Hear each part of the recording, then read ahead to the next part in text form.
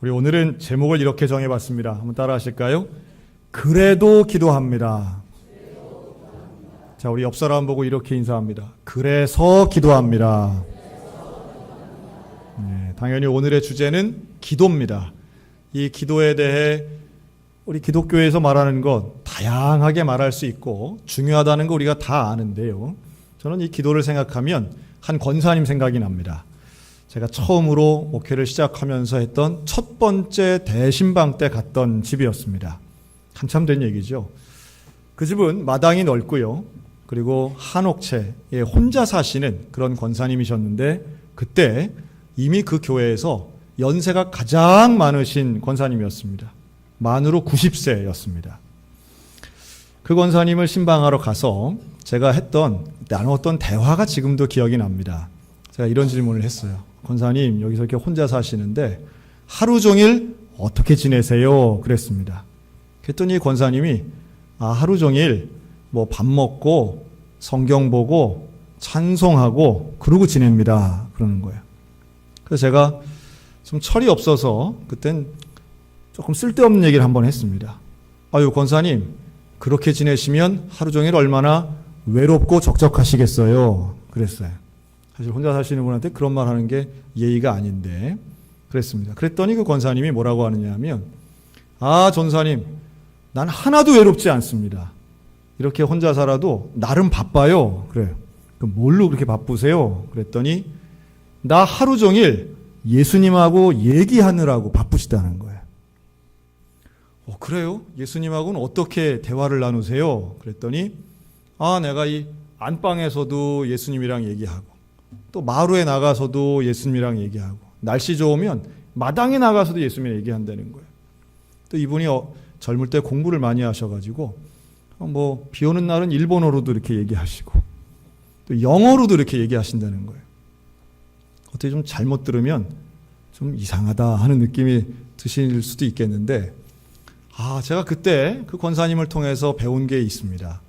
이분은 평생토록 새벽 기도하신 분인데 연세가 드셔서 지금은 집안에 그때 당시 생활하신 상황이어서 그랬지만 늘 기도하는 분은 정말 24시간 기도할 수 있는구나. 그리고 그 기도라고 하는 건 결국 예수님과 동행하는 삶이 기도의 삶이구나. 이걸 제가 배웠어요.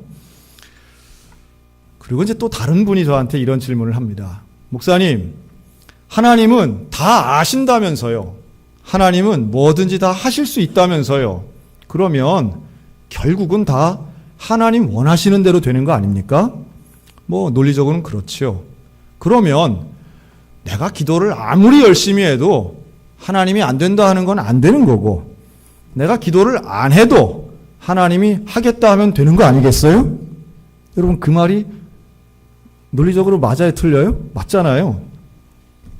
그러면서 결론이 그런 거예요. 목사님, 그러면 기도 안 해도 되는 거 아닙니까? 제가 그런 말을 하는 분들을 가끔 만나는데요. 그럴 땐 제가 이렇게 빤히 보면서 관찰을 합니다. 제 짧은 목회 경력상 기도에 대해 불필요하다든지 아니면 기도가 좀 이해가 안 된다든지 결국은 하나님 뜻대로 되는 거 아닙니까? 이런 결과론적인 말씀을 하시는 분들의 공통점이 있는데요. 아까 말씀드린 그 기도하시는 할머니 권사님 같은 그런 분들은 절대로 기도에 대해 의심하지 않습니다.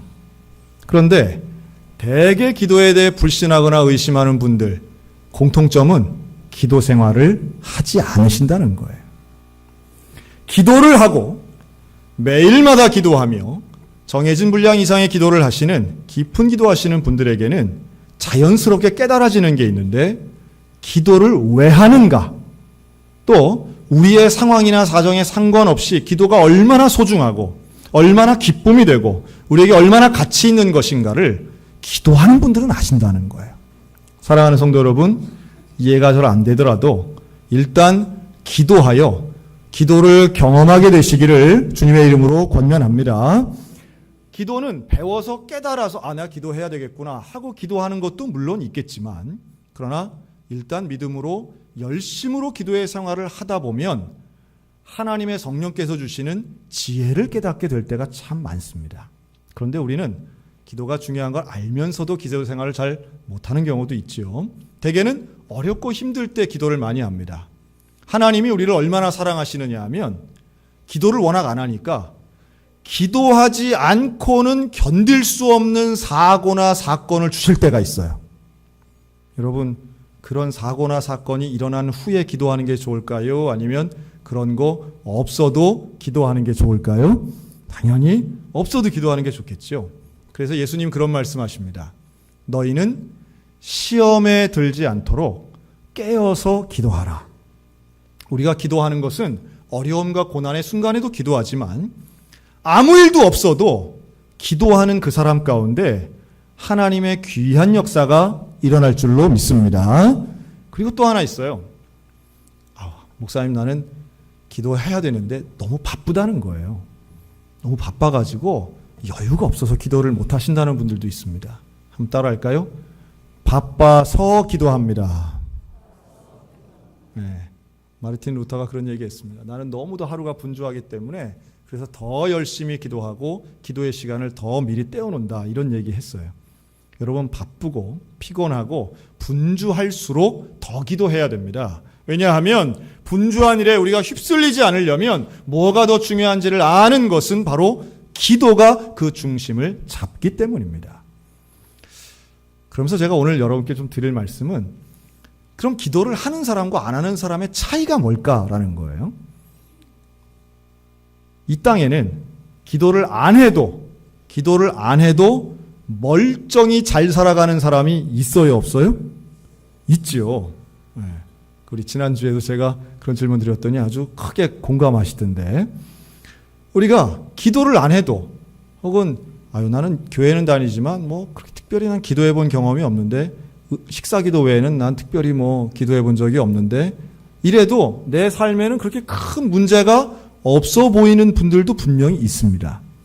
또 이런 것도 있어요. 기도 안 해도 놀라운 기적이나 놀라운 그 좋은 것들을 경험하는 분들도 있습니다. 그럼 우리는 왜 기도를 해야 될까요? 기도하는 가장 중요한 이유는 기도해야만 경험되는 게 있기 때문이에요. 기도해야만 받을 수 있는 게 있어요. 그게 뭘까? 저는 기도할 때만 하나님이 우리에게 주시는 것, 그게 바로 은혜인 줄로 믿습니다. 기도할 때만 경험할 수 있는 거예요. 그런데 반면 기적은 기도하지 않아도 경험할 때가 있습니다. 예를 들면 이스라엘 백성들이 출애굽을 합니다.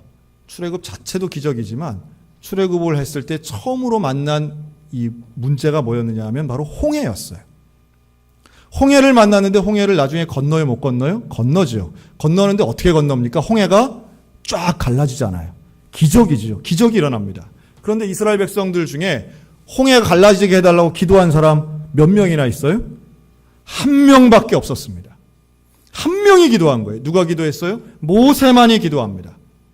이스라엘 백성들은 두려워하고 떨면서 바로의 군대를 보고 염려하긴 했지만 기도하지 않아요. 그런데 하나님이 기적을 베풀어 주세요. 홍해가 갈라진 거예요. 건너갑니다. 그 기적에 사람들이 다 놀라워하고 기뻐합니다.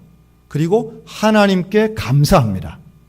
여러분, 기적을 보면 기뻐해요. 사람들은 누구나 즐거워합니다. 감사해요. 하나님께 감사해요. 감사의 찬양을 드리고 춤을 춰요. 그런데 그로부터 불과 며칠 후에 이들은 광야에서 마라를 가게 됩니다. 마라라는 곳을 가는데 여기에 가서 만난 문제는 뭐냐 하면 마실 물이 없는 거예요. 쓴물밖에 안 나와요. 마실 수가 없어요. 물을 마실 수 없게 되자 불과 며칠 전에 홍해의 기적을 보고 박수치고 하나님을 찬양하던 그 사람들이 불평하기 시작합니다. 일주일 만에 일어난 일이에요. 여러분 생각해 보세요. 기적을 봤는데 하나님이 나를 도와주시고 나를 구원해 주시고 바로의 군대보다 더 강하신 하나님을 봤는데 이 땅의 모든 자연을 조화를 움직이시는 하나님을 봤는데 이들의 입에서는 불평이 나와요. 여러분 그 마라에서 불평 대신 기도했던 사람 몇 명이에요? 모세뿐이었다라고 하는 겁니다. 그 차이가 뭘까요? 기도하는 사람은 하나님의 은혜를 받게 됩니다. 그리고 그 은혜를 받아 누리는 사람은 기적 앞에서도 교만하지 않고 고난 앞에서도 절망하지 않게 될 줄로 믿으시기 바랍니다. 이 은혜라고 하는 게 상당히 중요해요. 은혜가 있는 사람은 기적 앞에서도 일상 앞에서도 감사합니다. 하나님 앞에 일용할 양식 주신 그 하나님께 감사하는 건 은혜 있는 사람의 기도예요. 근데 이 은혜가 없으면 기적도 당연하게 생각해요. 우연이라 생각해요. 마치 내가 받을 만한 그런 사람이라고 생각하고 내 노력의 대가라고 생각해요. 내가 노력했으니 이 정도는 받아도 돼. 내가 수고했으니까 받는 거야. 이 정도 행운은 누구나 누려. 다시 말해, 은혜가 없는 사람의 그 기도는 하나님의 존재나 하나님의 감사나 하나님의 섭리나 하나님의 운행을 깨닫지 못하는 거예요. 그러나 기도하는 사람은 하나님의 은혜를 받아 이 모든 것이 하나님으로부터 오는 것임을 깨닫고 믿고 감사하게 됩니다.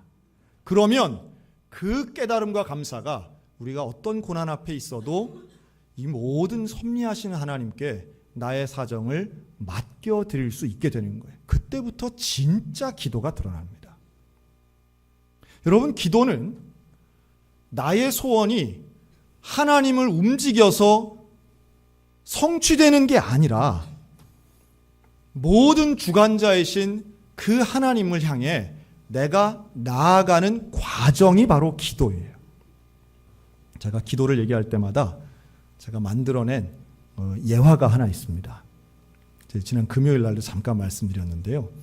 여러분, 전 세계적으로 지금 가장 많이 팔리고 있는 다양한 음료가 있죠. 과즙 음료, 이온 음료, 생수, 탄산수 있지만 여전히 전 세계적으로 가장 많이 팔리는 음료는 콜라입니다.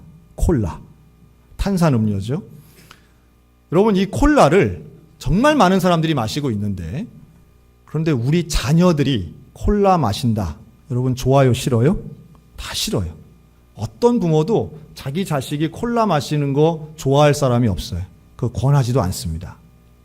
어떤 부모들은 다 그래요. 그런데 이 자녀들이 어느 정도 나이가 되면 콜라를 사달라고 조르는 경우가 있어요, 없어요? 있어요. 있습니다. 물론 어떤 엄마들은 그러더라고요. 우리 애는 5학년이고 됐는데 아직까지 콜라를 한 번도 마신 적이 없고 앞으로도 안 마실 거고 애는 주면 싫어한대. 그럼 저는 속으로 와, 그 5학년짜리 대단하다. 벌써부터 엄마를 깜짝같이 속이고 있네. 이제 이런 생각을 제가 할 때가 있습니다. 물론 막을 수도 있겠죠. 그런데 아이들은요, 그거 한 번 맛보면 다 좋아하게 돼 있습니다. 햄버거 가게를 가든지 소풍을 가든지 제일 쉽게 접하는 데는 친구 집이죠. 대개는 친구 집에 가서들 마시게 되죠. 그런데 그것을 금지하고 권하지 않는 부모라 할지라도 특별한 때가 있어요. 어디 휴가를 가든지 아니면 소풍을 가든지 아니면 가족들이 모여서 치킨 먹고 피자 먹을 때 아이들이 요구하잖아요. 콜라 한번 먹게 해달라고. 콜라 막 이럴 때가 있습니다. 그러면 아빠도 옆에서 그래 한번 해주지 1년에 한 번인데, 그럼 엄마가 또 큰 인심 쓰는 것처럼 그래 먹고 죽는 거 아니니까 그래 한번 준다 하고서는 그래 이번뿐이야 반잔만 마셔야 돼 이러면서 줄 때가 있잖아요. 그러면 그거 아이들이 마시면서 어떤 반응을 보여요? 너무너무 기뻐하는 거예요. 신나하는 거예요. 자기들끼리 막 건배를 하고 막 시원하게 마시면서 목에 뭐가 넘어간다는 이런 좋아해요. 기뻐해요. 즐거워하지요. 그럼 또 그걸 보면서 그래 행복이 별거냐 건강 또 내일부터 챙기면 되지. 그러면서 흐뭇해하면서 넘어가는 거예요. 자, 우리의 기도 중에 바로 이런 기도가 있다는 거예요. 엄마가 왜 콜라를 줍니까? 주기 싫은데 아이가 원하니까 주는 거예요. 너무 간절히 원하니까. 우리가 하나님께 기도할 때에 열심히 기도합니다. 그런데 하나님 입장에서는 그게 그렇게 중요한 게 아닐 때가 있어요. 중요한 게 아닐 정도가 아니라 아니야, 너 그거 안 가졌으면 좋겠어. 너 그거 없었으면 좋겠어. 라고 생각하는데 우리가 워낙 열심히 기도하니까 너무 간절히 기도하니까 하나님이 주실 때가 있어요. 그럼 또 우리는 그거 가지고 자랑을 해요. 야, 내가 하나님 앞에 3일 작정 기도했더니 이게 이루어지더라 이러면서 간증을 하고 자랑할 때도 있어요. 하나님의 마음은 그거 없었으면 좋겠는데, 그거 안 마셨으면 좋겠는데, 우리는 내가 그 한순간에 청량감 맛보려고 그거 좀 달라고 하나님의 영광보다는 내 욕심 채우고 내 마음 시원하게 하는 것에 집중하는 어린아이 같은 기도가 있다는 말씀이에요. 그 어린아이와 같은 기도가 성장하게 되면 내 마음이 아닌 하나님의 마음, 먼저 그의 나라와 의를 구하는 기도로 성장하게 될 줄로 믿습니다. 이런 기도가 될 때에 응답이 온전히 이루어지는데요. 즉, 우리는 연약해서 내 욕심, 이기적인 우리는 내가 원하는 거 내 욕심만 챙기려고 하지만 그 연약함을 누가 도우냐? 성령께서 도우시는 거예요. 우리는 마땅히 구할 바를 알지 못하지만 성령께서 탄식하시며 우리를 도우시는 거예요. 우리에게 무엇이 하나님의 마음인가를 알게 되는 그 과정이 기도하는 가운데 이루어진다라는 말씀이에요.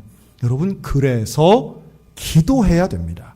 기도할 때 하나님의 마음을 알 수 있고 그 하나님의 마음에 내 욕구를, 내 욕망을 하나님의 마음에 맞춰가는 그 과정이 바로 기도다라고 하는 말씀이에요. 그럼 또 이렇게 질문하죠. 하나님의 음성을 듣는다고요? 하나님의 뜻이 무엇인지 목사님은 어떻게 합니까? 하나님이 뭘 원하시는지 어떻게 합니까?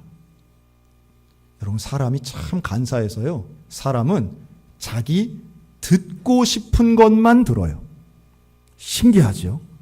듣고 싶은 것만 들어요. 그래서 하나님의 음성이 분명히 들려지는 순간에도 외면하거나 부정하거나 아니면 못 들었다고 얘기할 때가 있어요. 예를 들면 우리가 기도하는데 내가 정말 미워하는 사람이 있다고 생각해 보세요. 정말 미워하는 사람이 있는데 하나님의 뜻은 그 사람이 죽어 멸망당하는 게 하나님의 뜻일까요? 아니면 내가 그 미워하는 마음을 용서하고 품어주고 사랑하여 관계가 회복되는 게 하나님의 뜻일까요? 너무도 명확한데 우리는 그런 이야기를 듣는 걸 불편해하는 거예요. 우리는 기도를 어떤 도구로 생각하느냐 하면 내가 원하는 소원이 내가 노력하는 것보다 쉽게 이루어지는 도구로 기도를 오해할 때가 있습니다. 이거는 내가 갖고 싶은데 내가 노력해서는 갖기 어려워. 기도하면 좀 쉽게 가질 수 있지 않을까? 이런 식으로 기도를 오해하면 기도는 하나님과의 대화가 아니고 내 소원을 이루는 마법의 반지가 되는 겁니다.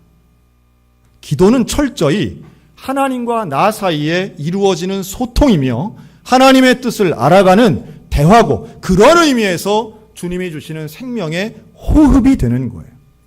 그러면 하나님의 음성을 듣게 되고 하나님의 뜻이 무엇인가 성경 말씀, 예배 때 또 하나님이 살아계시는 또 기도 가운데 내 안에 주시는 그 놀라운 내주하시는 성령의 음성에 귀를 기울이면 오늘 성경이 이렇게 약속합니다. 그 부르심에 순종하는 사람, 그 기도의 사람은 모든 것이 협력하여 선을 이루느니라. 할렐루야. 모든 것이 협력하여 선을 이루면 나의 고난도, 나의 즐거움도, 또 나의 일상도 모든 것이 협력해 선을 이루게 되시는 그 하나님의 섭리는 기도하는 사람을 통하여 이루어지게 될 줄로 믿습니다. 그래서 기도해야 되는 거예요. 그러면 당연히 그런 기도의 사람은 일상의 삶 가운데 감사와 담대함이 있게 됩니다. 그러니까 고난도 어렵긴 한데 힘들긴 한데 그러나 결국은 하나님이 협력하여 선을 이루실 것이라고 하는 믿음이 있기 때문에 담대하게 기도할 수 있는 거예요. 쉽게 흔들리지 않아요. 제가 오늘 목사님 한 분을 좀 소개하려고 합니다. 이 목사님은 고향이 경상남도에 가면 청도가 있어요. 그 소싸움으로 유명한 것이죠. 그 청도 출신인데 이분이 제가 좀 조사해 보니까 우리 양구 사랑의 교회에서 전도사님을 하셨더라고요.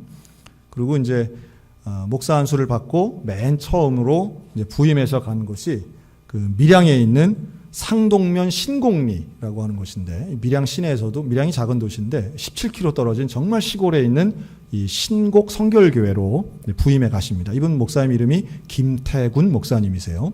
40대 초반에 목사 안수를 늦게 신학을 하셔가지고 안수받고 그 교회에 이제 부임을 하셨는데, 그 밀양에 있는 시골교회 딱 가니까 교회 건물은 다 낡아서 아주 형편없고 성도는 80 넘은 할머니 두 분이 이제 계시는 거예요.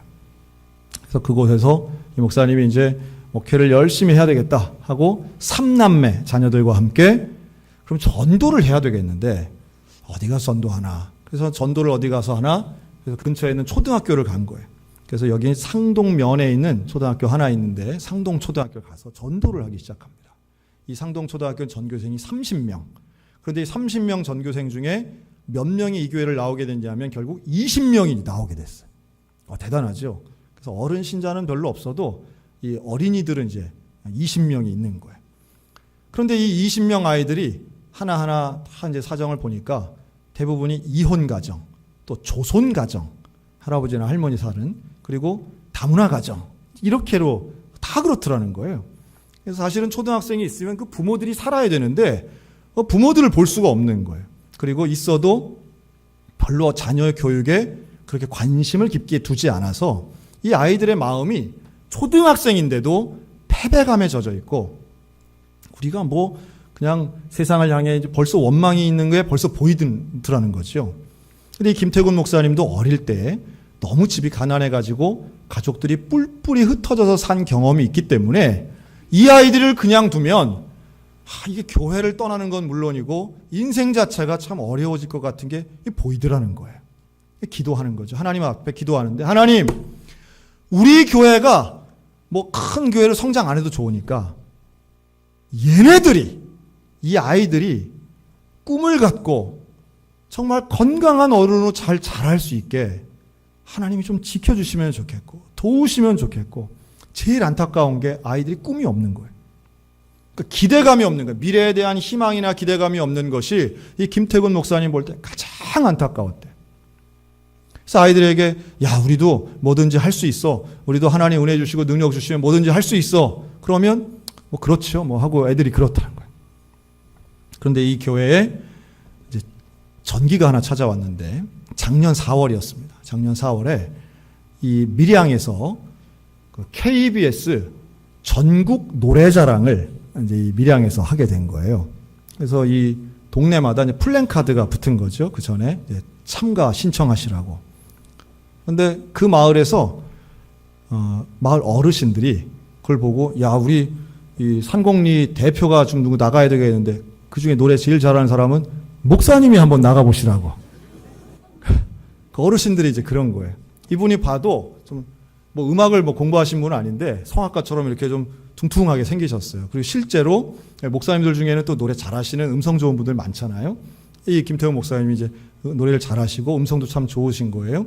그리고 실제로 뭐 농사 짓고 이런 어르신들을 도와드리면서 이분들 앞에서 노래도 여러 차례 이제 불렀던 거죠.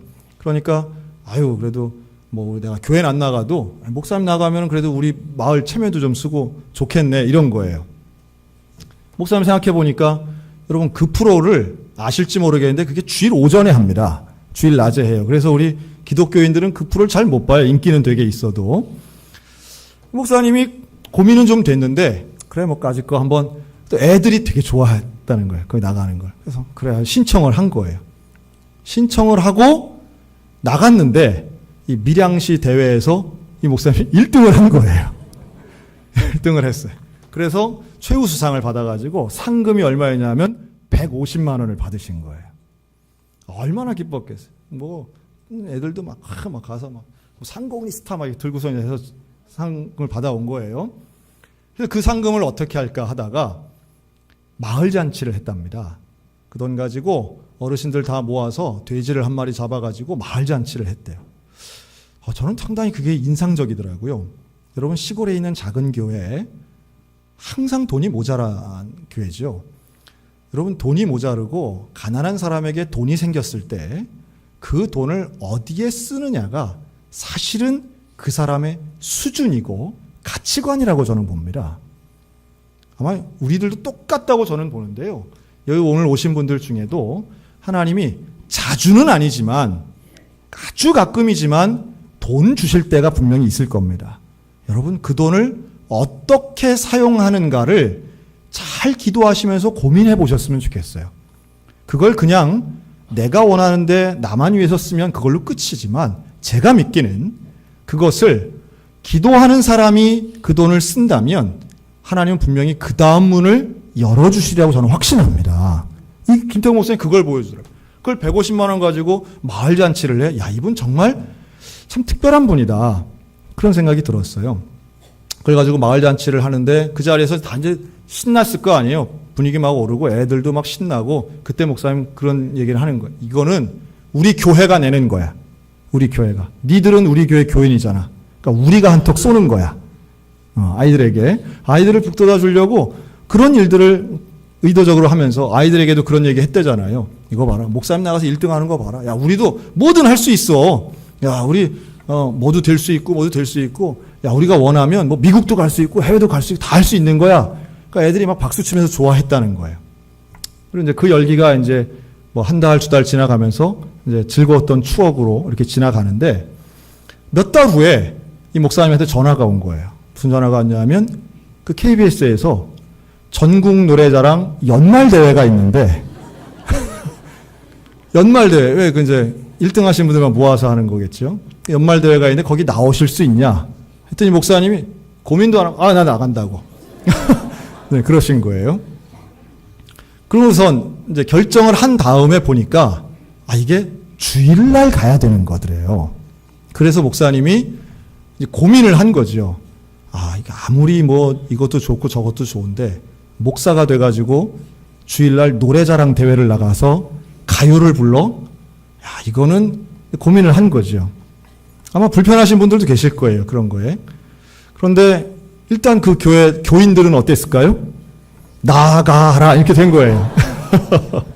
네, 그렇게 된 거예요. 그래서 목사님이 이제 나갔어요. 대회를 나가가지고 그 위대한 리더죠. 그 송해 MC 송해가 보는 그 프로의 연말 대회에 나가서 그 향수라는 곡을 불렀습니다.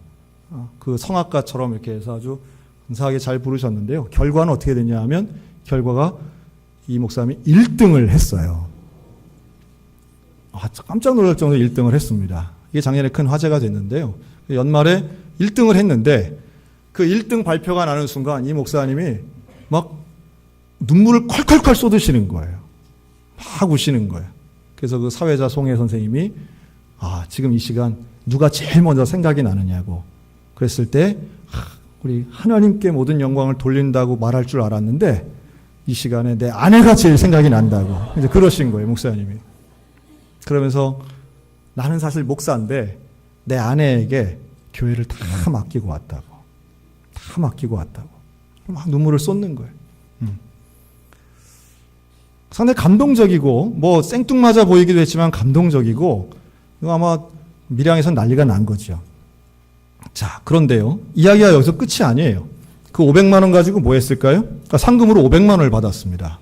그 500만 원 가지고 물론 마을 잔치도 열었지만 아이들에게 하나님이 살아계시다는 것을 하나님이 보여주시는 여러 가지 도구로 나를 사용하셨다는 것을 이야기하고 우리 같이 기도하고 우리 미래를 위해서 기도하는데 그 연말 시상을 받은 장면을 정말 많은 분들이 보신 거예요. 전국에 있는 많은 분들이 보시고 또 누가 봤냐 하면 미국에 사는 한인들도 그걸 많이 보신 거예요. 그러면서 LA에 있는 남가주 사랑의 교회라는 교회가 있는데 그 교회 목사님과 교인들이 우리가 저 교회 아이들 좀 초청하자 이래서요. 이 교회 이름도 바꿨습니다. 김태구 목사님이 별빛교회로 이름을 바꿨어요. 네. 상공리교회에서 별빛교회가 됐는데 이 별빛교회 아이들 초청하자. 그래서 아이들 25명하고 목사님 사모님에서 27명을 전체를 다 9박 10일 미국 여행을 하게 했어요. 그게 올해 2월 달에 있었던 일입니다. 와 하면 하여튼 네. 감사합니다. 와 해주셔서 감사한데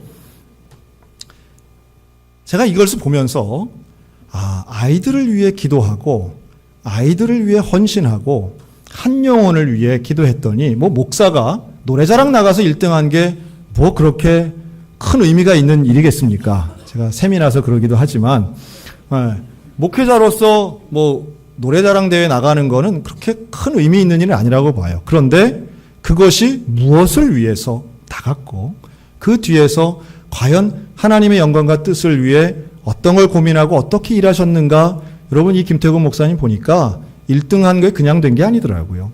하나님을 위해서, 그 교회를 위해서 어떻게 헌신했나. 사모님하고 둘이 그 처음에는 그 교회 건물 한번 새로 꾸미고 지어보겠다고 딸기잼 만들어서 전국 교회에 팔고요.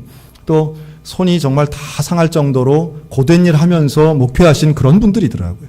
3명의 자녀가 일관되게 헌신하고 그 아이들을 모아가지고, 그래서 지금은요, 그 아이들이 다 나도 음악 할래요. 그 목사님 음악 잘하시니까 목사님한테 음악 배울래요. 그래서 그 아이들이 지금 다 악기를 하나씩 가지고 지금 오케스트라 하고 있어요. 변화된 거지요. 짧은 기간이지만 이 아이들 눈에는 신화처럼 보이는 거예요. 기적들이 보이는 거예요. 이 아이들이 기도한 건 아니지만 기적을 보니까 아이들에게 도전이 된 거죠. 그리고 목사님이 계속 기도하는 게 그거예요. 아이들이 미국도 갔다 온 기적을 경험했는데 기적에서 끝나면 아무것도 아니게 됩니다. 그러나 기도로 이어지면 은혜의 인생 살게 될 줄로 믿습니다. 가장 최근의 소식이 그렇더라고요. 그래서 이 아이들이 음악도 연주하고 하니까 우리 한 기획사에서 와가지고 이 아이들을 대상으로 해서 뮤지컬을 하나 만들자 하고 제안을 했대요. 조건은 이 아이들이 출연하는 게 조건이고 뮤지컬을 한번 만들어 보자. 뭐 성공할지 실패할지는 저는 그 중요한 게 아니라고 봅니다. 정말 성공은 이 아이들에게 뭔가 할 것이 주어지고 또 도전할 과제가 주어지고 시도하려고 하는 마음이 생겨서 기도한다면 그 가운데 분명히 하나님께 기도하는 그 과정 속에 하나님의 마음을 닮아가고 하나님을 만나게 되면 각자의 인생 놀라움으로 은총 가운데 변화되고 승리하게 될 줄로 믿습니다. 우리가 원하는 기도는 바로 그런 거죠. 기적이 중요한 게 아니라 하나님을 만나는 것이 중요한 거예요. 그래서 예수님도 기적보다 그걸 통해서 하나님을 만나게 하려고 우리에게 많은 기회를 주시는 거죠.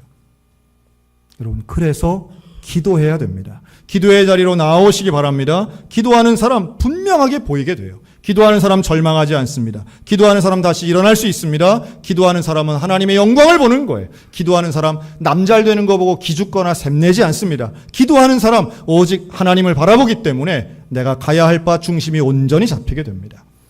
사랑하는 성도 여러분, 바빠도 기도하시고 평온해도 기도하시고 힘들어도 기도하시기 바랍니다. 기도할 때 은혜가 경험될 줄로 믿습니다. 기도할 때 성령이 함께 하실 줄로 믿습니다. 기도할 때 담대함으로 인생 살아가게 될 줄로 믿습니다. 우리 기도의 영이 우리 가운데 충만하여 일생토록 기도하며 살아가는 하나님의 사람들 다 되시기를 주님의 이름으로 축원합니다. 아멘.